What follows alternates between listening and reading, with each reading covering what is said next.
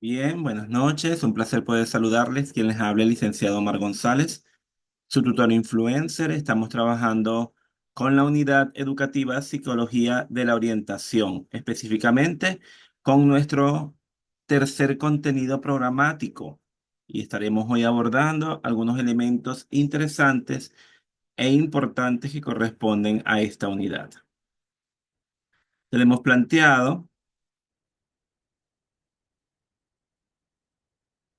que la agenda prevista para esta actividad corresponde en primera instancia a la bienvenida, como les dije anteriormente, dándole las gracias por estar aquí, dándole las gracias por haberse conectado, porque bueno, estaremos interactuando y avanzando en la revisión del contenido programático para la unidad, como les dije anteriormente. Tendremos entonces la agenda, la bienvenida, el contenido, ciclo de preguntas, contenido, nuevamente otro ciclo de preguntas, la actividad evaluativa que se tiene correspondiente para esta unidad y el cierre cognitivo. Entonces, fíjense que es importante resaltar que la psicología de la orientación es una práctica terapéutica y como práctica terapéutica que todo ser humano es susceptible a su campo de acción. Todos en el transcurso de nuestro desarrollo personal necesitamos que se nos refuercen los recursos personales, estos que han sido adquiridos o las posibilidades para adquirirlos y a la vez utilizarlos para enfrentar situaciones difíciles, que esto nos va a permitir un desarrollo real. A su vez, se desarrollan o se brindan recursos al orientador para la efectividad de sus acciones terapéuticas, desde dos pensadores importantes y representativos, como lo son Roger y Vygotsky. Eso lo comentamos en el encuentro anterior, pero es importante que lo traigamos a colación nuevamente el día de hoy. Entonces, fíjense en los campos de la psicología de la orientación. Vamos entonces a comenzar con ver que la vida intrapersonal es un término que aborda la conciencia que tiene un individuo y sus capacidades y limitaciones. La potencialidad de ver con realismo quién eres, cómo eres y qué quieres, es decir, esto permite a su vez una imagen del propio ser. Comprender cabalmente sus anhelos y prioridades, monitorear sus sentimientos para saber cómo actuar y qué decisiones tomar para lograr el equilibrio y satisfacción de las necesidades emocionales. Entonces, la primera instancia tenemos que verificar cuáles son los patrones y cuáles son las actividades que realiza el individuo. Antiguamente se consideraba que el coeficiente intelectual era un parámetro suficiente para pronosticar el éxito laboral. Sin embargo, y es importante resaltarlo, hoy se entiende que tener en cuenta solo el coeficiente intelectual no nos da respuesta oportuna, pertinente y coherente, sino que por el contrario, para evaluar a una persona, el concepto de inteligencia lo limita, porque no tiene en cuenta otras habilidades y capacidades necesarias para triunfar en la vida. Es por ello que el sistema de inteligencias múltiples creadas por Gardner formula que los individuos poseemos diversos tipos de inteligencia. Y es importante destacar que utilizamos de acuerdo a los requerimientos de cada situación y de cada circunstancia que facilitan a su vez ciertas tendencias en el comportamiento, teniendo en cuenta las distintas habilidades y actitudes que a su vez dividen la inteligencia en siete clases y las que destacan: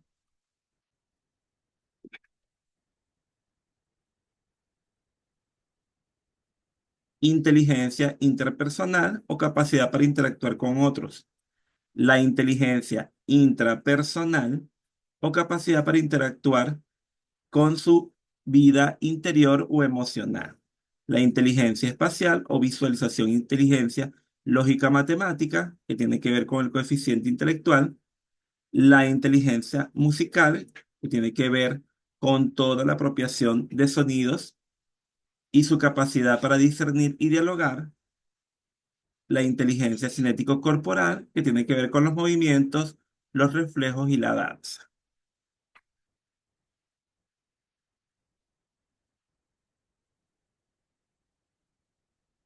Por otra parte, los elementos del desarrollo intrapersonal tienen que ver con tres elementos fundamentales, que son la metacognición, la autoformación y el autodesarrollo. Comenzando el autodesarrollo, que trata acerca del compromiso que adopta el individuo, primero consigo mismo y después que le permite superarse a nivel personal. Ese deseo de evolucionar ha hecho que el hombre diseñe un plan de acción que le permita cumplir con las metas que se haya trazado en la vida. Una persona que esté a favor del autodesarrollo mantiene un horizonte claro de lo que es su meta y que por lo tanto debe estar pendiente de las oportunidades que se le presenten. Por otra parte, el autodesarrollo es un ejercicio que protagoniza cada individuo, que requiere de aprendizaje constante y la práctica de este en los diversos escenarios de la vida. Primero, con responsabilidad, con amor y con confianza. Al convertirse en el protagonista de su propia vida, cada persona asume la responsabilidad de sus acciones y sus posibilidades de éxito a lo largo del camino que se le presente. El concepto, por otra parte, de autodesarrollo hace referencia al compromiso de una persona para pensar, para decidir, para entender por sí misma en base a la adquisición de nuevas habilidades y a la repetición de acciones para mejorar los hábitos y las competencias personales. Un individuo que apuesta por el autodesarrollo debe tener una visión clara y esa visión clara a su vez le permite entender cuál es su meta y debe estar atento a las oportunidades. Esto también le permite contar con un plan estratégico de vida y actuar en forma creativa e innovadora. De igual forma, el autodesarrollo permite promover en primera instancia el crecimiento intelectual y eso a su vez el desarrollo de habilidades para aplicarlas en distintas facetas de su vida, por lo que requiere, en primera instancia, un trabajo personal, una autocrítica, un estudio y actualización de sus conocimientos, y esto lo une a un importante sentido de la responsabilidad y una actitud proactiva. Una de las principales ventajas de realizar este proceso es que le permite adquirir un nivel mayor de crecimiento, y este crecimiento, tanto personal como profesional, lo puede ver capitalizado en términos laborales o en términos empresariales y en la búsqueda de nuevas oportunidades sin importar el campo de interés. En este caso puede ser el arte, puede ser la ciencia, puede ser la tecnología, puede ser la sociedad, el deporte, entre otros muchos. La noción de autodesarrollo implica una firme creencia en el potencial de las personas y esto también permite la capacidad para generar ¿qué? Cambios a través de una mejora en el ser y en su hacer. Entonces, fíjense que el autodesarrollo trabaja con la fuerza motora y esta brinda al individuo la posibilidad de construirse a sí mismo de manera permanente. Esta construcción permanente implica la investigación, implica el entendimiento, implica la construcción. Para lograr un proceso exitoso de autodesarrollo es clave el autoconocimiento, es decir, conocerse y reconocerse a uno mismo, gracias a un proceso reflexivo a través del cual la persona adquiere noción de sus propias fortalezas.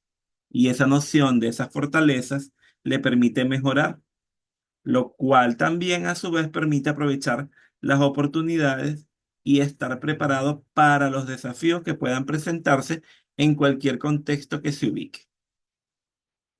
Por otra parte, desarrollo o este autodesarrollo como herramienta del conocimiento conforma la mejor metodología que suma una actitud flexible, una actitud abierta, presto al aprendizaje, y esto continúa facilitando el liderazgo personal y el éxito.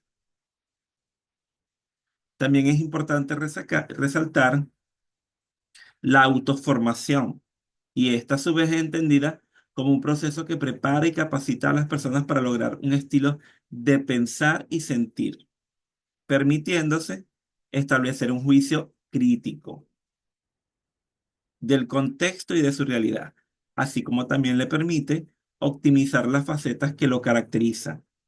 Es por esto por lo que la formación se convierte entonces en una actividad que realiza el ser humano preparándose globalmente para adquirir habilidades y competencias que le permiten desempeñar una profesión, un oficio o cualquier actividad.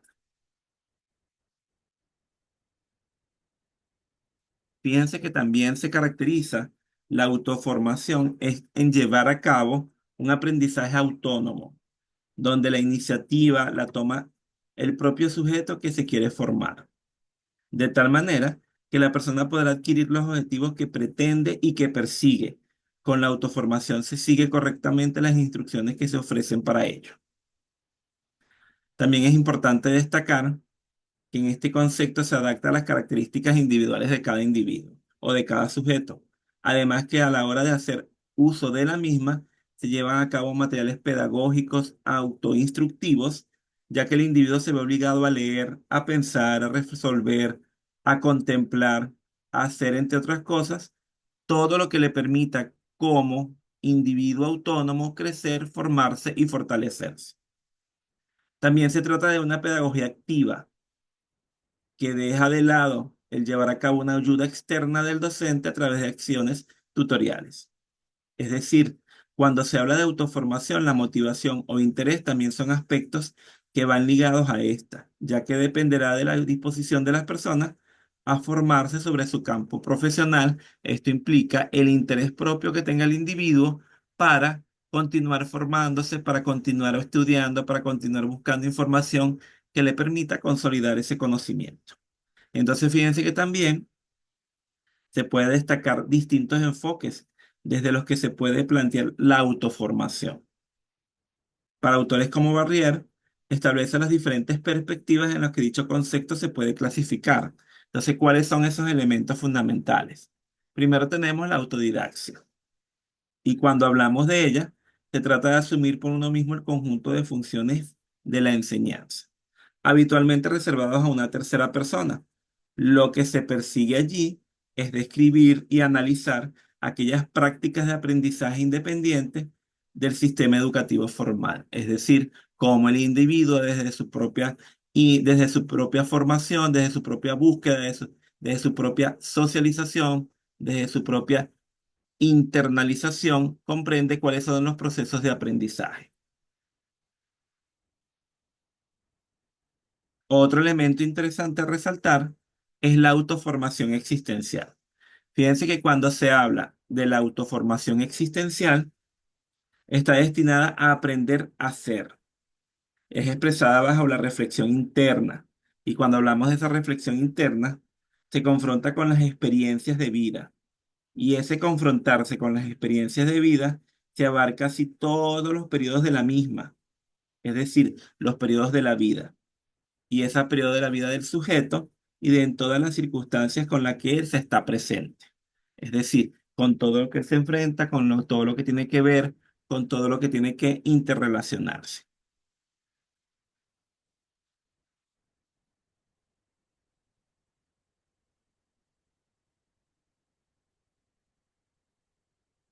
Entonces, otro elemento interesante es la autoformación social.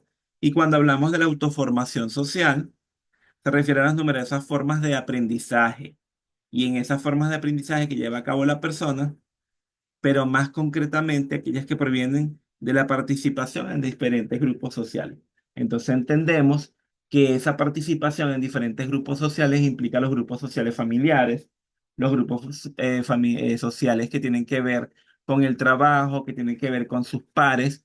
Eso le permite también ir adquiriendo nuevos conocimientos, nuevos saberes desde una impronta empírica. También tenemos la autoformación educativa y en este caso, este tipo de autoformación se tiene en cuenta las distintas prácticas pedagógicas que se crean para desarrollar caminos autónomos de aprendizaje. Se centra especialmente sobre el estudiante, así como también lo más importante suele ser el rol del profesor, porque se define como un facilitador y ese facilitador es del proceso de enseñanza-aprendizaje. Esto le permite entonces verificar que el individuo no viene como una tabula rasa, sino que más allá de ser una tabula rasa, es un individuo que tiene aprendizajes previos, que tiene un conocimiento y ese conocimiento a su vez en esa interrelación le permite redimensionar los saberes, le permite ir aumentando el conocimiento a través de esos elementos vivenciales y de ese aporte en los espacios educativos formales. Por otra parte, también nos encontramos con la autoformación cognitiva. Y en la autoformación cognitiva se centra en los procesos internos del sujeto. Esto a su vez cuando se desarrolla un aprendizaje autónomo, es decir, aquí la persona lleva a cabo un proceso mental acompañado de comportamientos, de identificación y de búsqueda de información. Y esa búsqueda de información es intrínseca, es propia, es del individuo. Es por ello, por lo que se creó la autoformación, tiene un papel relevante en todos los procesos de enseñanza-aprendizaje. Es decir, todo docente debería, además de llevar a cabo una formación continua, permanente, guiada, que enriquezcan ese proceso, debe fomentar una formación autodidacta que le permita desarrollar y potenciar unas competencias y desarrollar habilidades y actitudes a través de una formación guiada. Y esa formación guiada lo que busca es que el individuo tenga potencialidades que le permitan desde su particularidad acceder, buscar e interrelacionar los procesos cognitivos. Es decir, de lo que se trata es de que existe una formación constante y esa formación constante es a lo largo de la vida, ya que gracias a esto se crean prácticas y experiencias que son enriquecedoras. Y esas prácticas enriquecedoras pueden ser percibidas por otros como aspectos motivacionales y estimulantes, que despiertan en ellos elementos que de manera previa no iban a potenciarse. Es por ello por lo que la autoformación debe ser entendida como una oportunidad de aprender, de desarrollarse y de formarse de manera autónoma para llegar a ser una persona rica no solo intelectualmente, sino también moralmente. Otro elemento importante a resaltar es la metacognición. Y cuando hablamos de la metacognición, hay unos elementos bien interesantes a resaltar, porque tiene que ver con los antecedentes necesarios para la mejor comprensión. Entendiendo entonces primero que debemos definirlo como el conjunto de representaciones de la realidad que tiene el sujeto almacenadas en la memoria a través de diferentes sistemas, códigos o formatos de representación, y es adquirido, es manipulado y es utilizado para diferentes fines por el entero sistema cognitivo que incluye, además del subsistema de la memoria, otros subsistemas que procesan información, que la transforman, que la combinan, que la construyen. Esas representaciones del conocimiento tienen que verse entonces con lo que es denominado la metacognición. Fíjense que hay autores como Kleiser que establece que es una de las áreas de investigación a la que más se le atribuye la configuración de las nuevas concepciones del aprendizaje y por ende de la instrucción, a medida que se han ido imponiendo las concepciones constructivistas del aprendizaje, se ha ido atribuyendo un papel creciente a la conciencia que tiene el sujeto y a la regulación que ejerce sobre su propio aprendizaje. Por otra parte, tenemos a Flavel, que es otro de los pioneros en la utilización de este término, y él afirma que la metacognición, por un lado, se refiere al conocimiento que uno tiene acerca de los propios procesos y productos cognitivos, o cualquier otro asunto relacionado con ellos. Entonces, significa que es la conciencia que tiene el individuo con referencia a cómo aprende y cuáles son los procesos que se utilizan para que para procesar, codificar, distribuir y promover el aprendizaje. Entonces tenemos, por ejemplo, las propiedades de la información relevantes para el aprendizaje y por otro, a la supervisión activa y consecuente que genera la regulación y organización de estos procesos, con relación con los objetos o datos cognitivos sobre los que actúan normalmente en aras de alguna meta u objeto concreto. Es así, por ejemplo, la práctica de la metacognición cuando se tiene conciencia de la mayor dificultad para aprender un tema que otro, cuando se comprende que se debe verificar un fenómeno antes de aceptarlo como un hecho. Cuando se piensa que es preciso examinar todas y cada una de las alternativas, es una elección múltiple. Antes de decir cuál es la mejor, cuando se advierte que se debería tomar nota de algo para poder no olvidar. Entonces, fíjense cómo los autores van ahondando, profundizando y dándole forma al concepto de metacognición. Y hay otros autores como por ejemplo Carretero 2001 que se refiere a la metacognición como el conocimiento. Y ese conocimiento que las personas construyen respecto del propio funcionamiento cognitivo. Un ejemplo de este tipo de conocimiento sería saber que la organización de la información en un esquema favorece su recuperación posterior. Y es lo que hablábamos anteriormente, que tiene que ver con los organizadores gráficos. Por otra parte, se asimila la metacognición a operaciones cognitivas relacionadas con los procesos de supervisión. Fíjense cómo entonces la supervisión, la regulación que las propias personas ejercen sobre su actividad cognitiva cuando se enfrentan a una tarea, cuando se enfrentan a un trabajo, cuando se enfrentan a cualquier situación. Es decir, por ejemplo, para favorecer el aprendizaje del contenido de un texto, un alumno selecciona como estrategia la organización de su propio contenido en un esquema y evalúa el resultado obtenido a través de ese organizador gráfico para él poder recabar o reconstituir esa información que se estudió previamente. Esta distinción entre el conocimiento metacognitivo y el control metacognitivo es consciente con la distinción entre el conocimiento declarativo, el conocimiento relativo al saber y el conocimiento procedimental referido al saber cómo. O sea, esos elementos que tienen que ver con el conocer, el hacer y el ser. Por otra parte, en consecuencia, es posible diferenciar dos componentes metacognitivos. Uno de naturaleza declarativa, que es el conocimiento metacognitivo, y otro de carácter procedimental, que tiene que ver con el aprendizaje autorregulado. Y ambos son importantes para el aprendizaje porque se relacionan entre sí, van de la mano y tienen que ver con todo lo que es el proceso eh, del individuo para su aprendizaje y para la conciencia plena de cómo es su proceso de aprendizaje. Fíjense que el aprendizaje el conocimiento metacognitivo también se refiere en primera instancia al conocimiento de la persona. Y en este caso, se trata del conocimiento que tenemos de nosotros mismos, como aprendices de nuestras potencialidades y las limitaciones cognitivas que se puedan tener, y de otras características personales que pueden afectar el rendimiento a la hora de construir o realizar una tarea. Por otra parte, está el conocimiento de la tarea como tal. Y cuando hablamos del conocimiento de la tarea, hacemos alusión al conocimiento que poseemos sobre los objetivos de la tarea y todas aquellas características propias de esta. Y estas influyen a su vez con el mayor o la menor dificultad que tengamos para la construcción de la misma. Entonces, esto ayuda al aprendiz a elegir la estrategia apropiada, es decir, la forma que le va a permitir realizar la tarea de la forma más sencilla.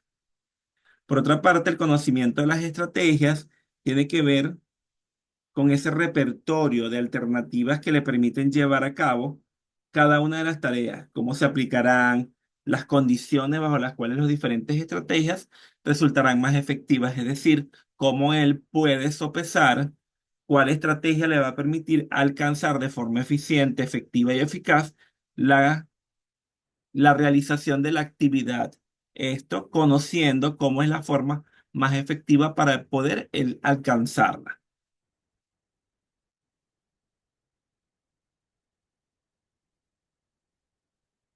Bien, otro elemento interesante son las relaciones interpersonales.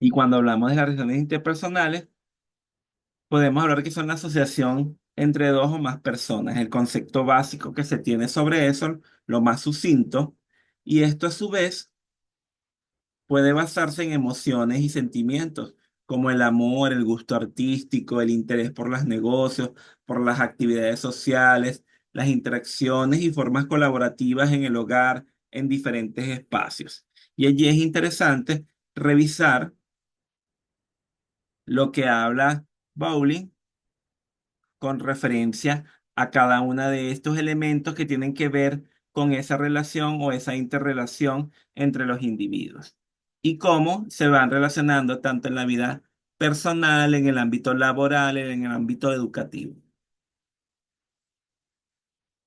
Entonces, fíjense, hasta ahora hay alguna pregunta, algún interrogante. Vamos a dar un ciclo de preguntas este tiempo para que ustedes si tienen algo que añadir, algún comentario, alguna interrogante que se haya generado, pueden hacerlo. Tenemos para ello un tiempo prudencial de 2 minutos.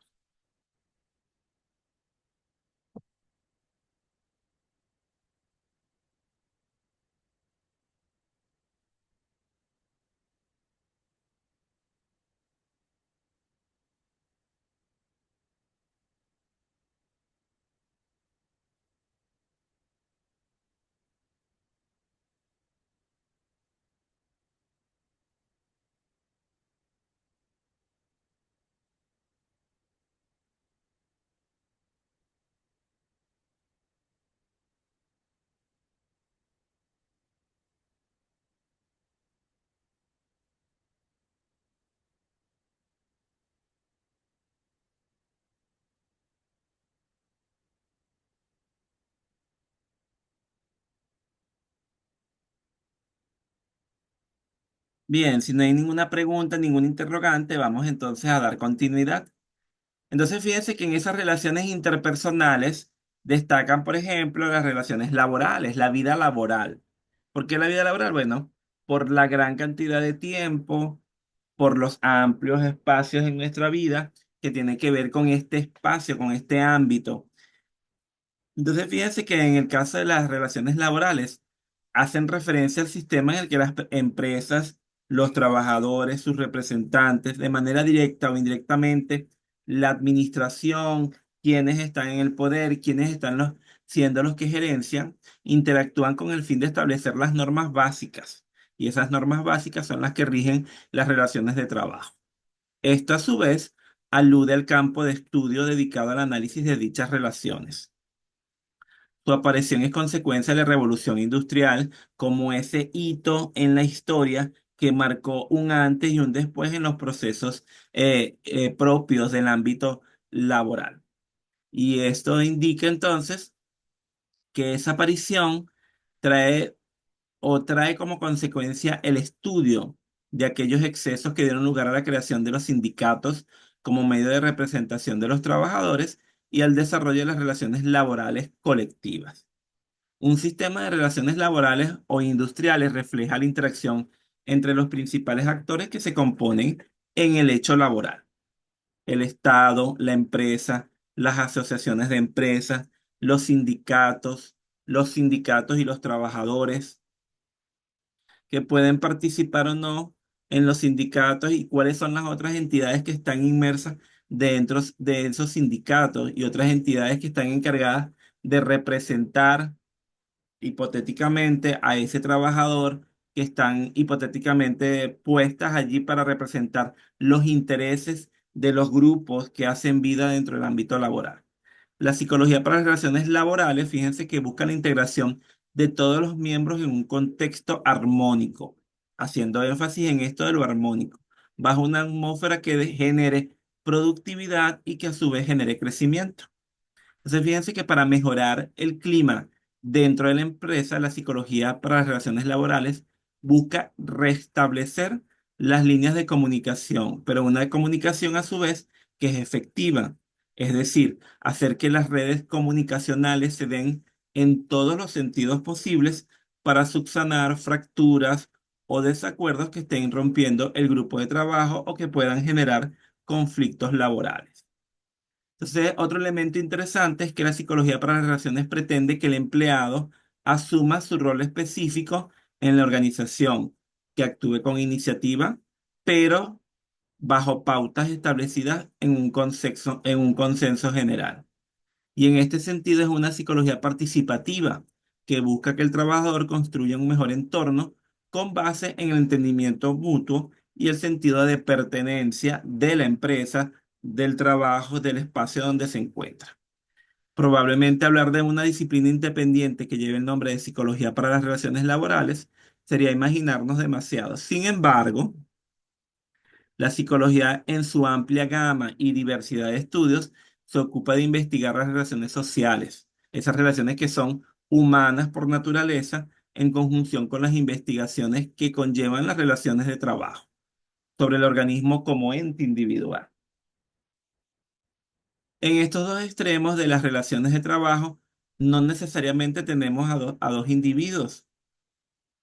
Eso en algunas ocasiones puede ser que sí, como en otras ocasiones es el ámbito de el colectivo, es el ámbito de cada uno de esos actores, es el ámbito del individuo como ente, como ente intrínseco que necesita para su propio manejo de las relaciones estar claro, estar consciente y estar de manera armónica, claro de cuáles son sus obligaciones y cuáles son las obligaciones que tiene con el entorno, cuáles son las obligaciones que tiene con la empresa, cómo debe manejarse desde la identidad institucional y cómo debe manejarse desde conocer cuál es la misión y la visión de la empresa, de la institución donde él se está desenvolviendo, para que esto a su vez pueda generar un excelente espacio laboral. Eso básicamente son los elementos fundamentales que va a permitir que se dé un ambiente armónico en los espacios laborales, entendiendo que como espacio donde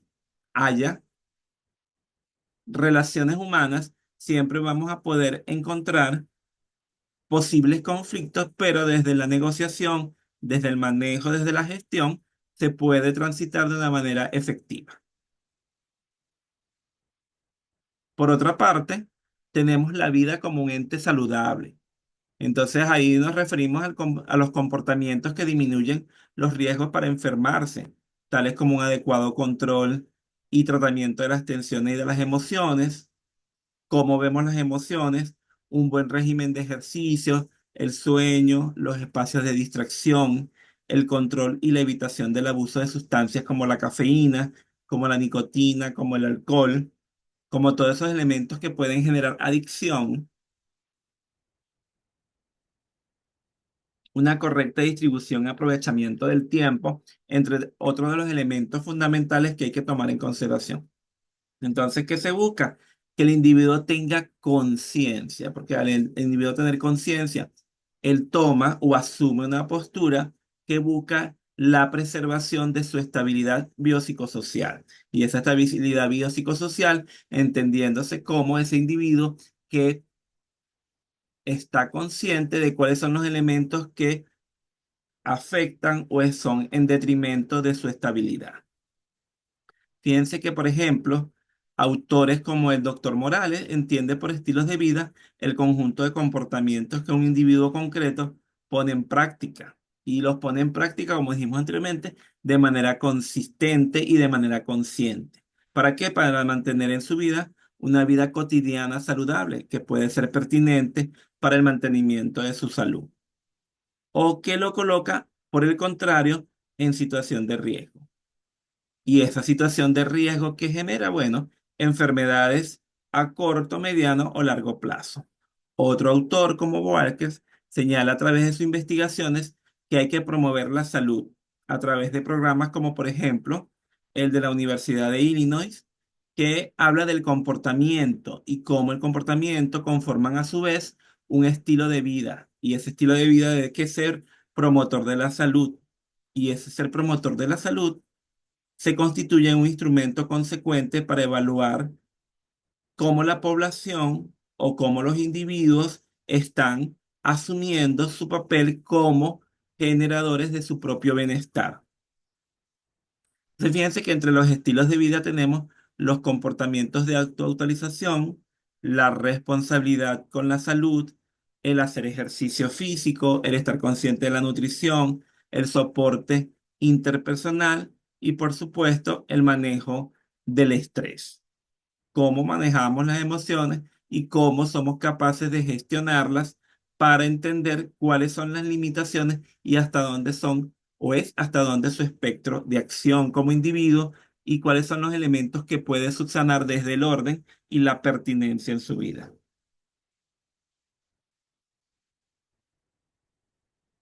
Otro elemento interesante a resaltar tiene que ver con la vida sexual.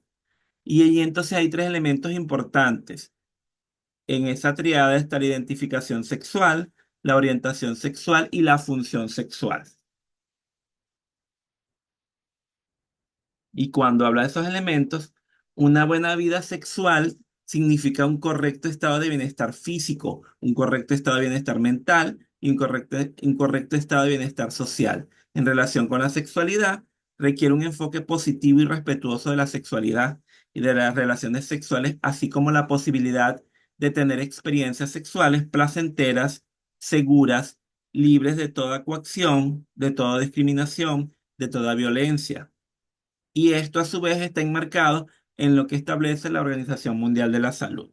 La vida sexual es sin lugar a dudas una fuente de placer y eso a su vez, ¿qué significa? ¿Cómo se entiende eso de placer? Es necesario para ello invertir energía para obtener placer. Es necesario poder seducir, poder conquistar, poder compartir, poder expresar, poder comprender, poder sentir, poder aprender. La buena noticia es que la recompensa merece la pena y de las bondades son notables entonces cuando el individuo tiene una correcta relación con sus pares, con su entorno, con la sociedad, entendiendo cuál es su papel dentro de ese contexto y entendiendo qué papel juega la dimensión sexual con el entorno y con la sociedad y cómo se relaciona con el otro desde el respeto, desde la tolerancia, desde entender las individualidades y las particularidades de cada uno de los individuos que están presentes en su relacionar como ente que busca poder entender al otro.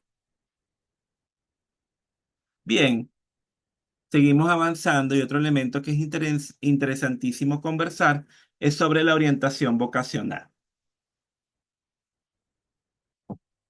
Y cuando hablamos de la orientación vocacional, tenemos una frase interesante de Maslow que dice, el futuro también existe actualmente en la persona, bajo la forma de ideales, bajo la forma de esperanzas, de deberes, de tareas, de planes, objetivos potencialidades no realizadas, misión, entre otras cosas.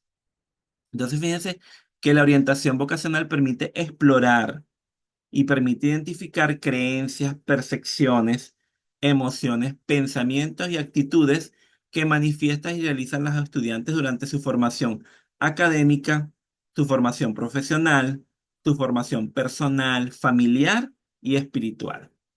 La orientación vocacional también es un medio por el cual se puede ayudar a definir la elección profesional de una persona a través del asesoramiento y a través de otras herramientas como la aplicación de pruebas estandarizadas. Se puede reconocer las habilidades más sobresalientes y las áreas del saber en las cuales una persona puede tener mayores probabilidades de éxito. Y esto según sus preferencias y según sus intereses. Fíjense que existen muchas inquietudes que se generan al momento de explorar la vocación de una persona. Por ejemplo, ¿qué carrera quiere estudiar? ¿En qué universidad? ¿Cómo obtener los diferentes recursos necesarios para eso? Esto genera una serie de interrogantes que, entre otras, la orientación vocal le permite explorar cuáles son las alternativas que ayuden a reflexionar al respecto de estas cuestiones y le busca posibilidades para reunir los recursos personales, económicos e intelectuales para hacer una correcta elección.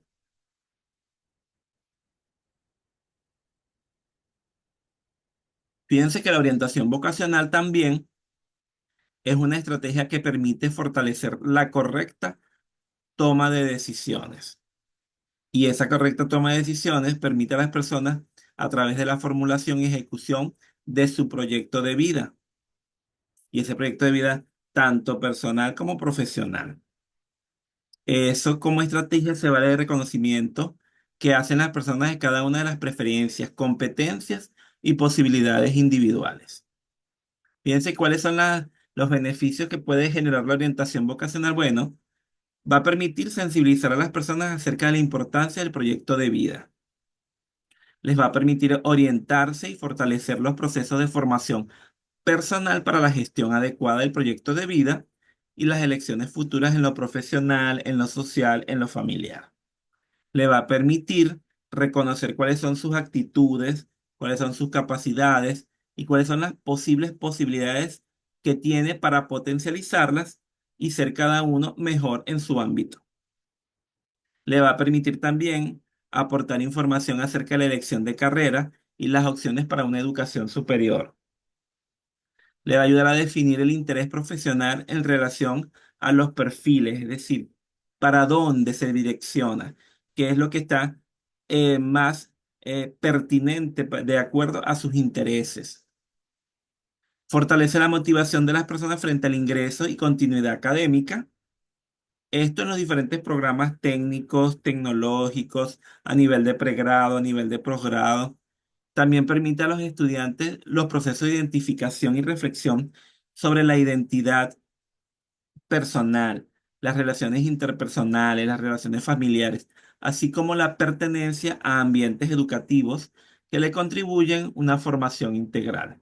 Y esa formación integral, a su vez, tiene estrategias que permiten un cambio de posición frente a la propia vida y al encuentro con los demás. Es decir, cómo le ve la vida, cómo la veía, cómo entonces entiende cuál es su papel, qué es lo que realmente quiere hacer.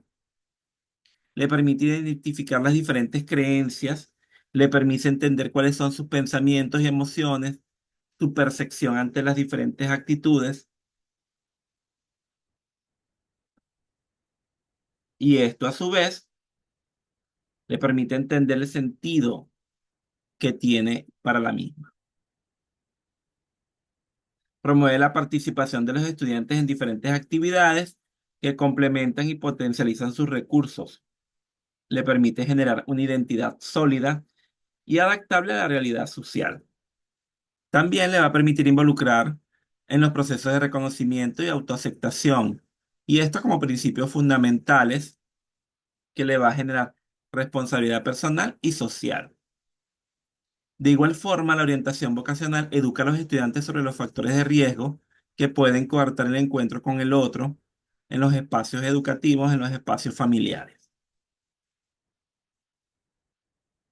Fortalece también su potencialidad psicológica, cognitiva, emocional y le permite fomentar actitudes comunitarias de convivencia, de participación y sentido de pertenencia, que es un elemento fundamental.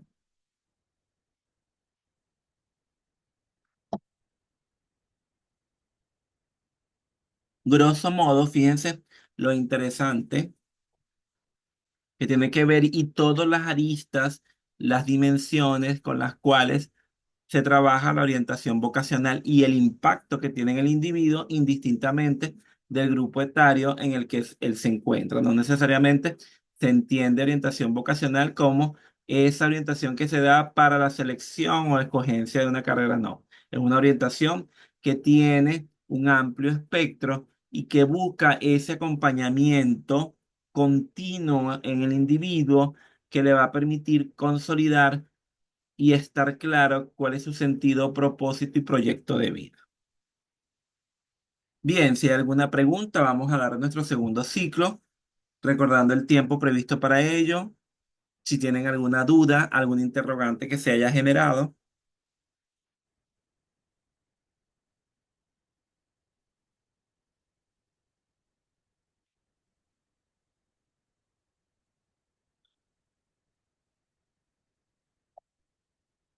Si no hay ninguna, podemos entonces continuar con esta última fase.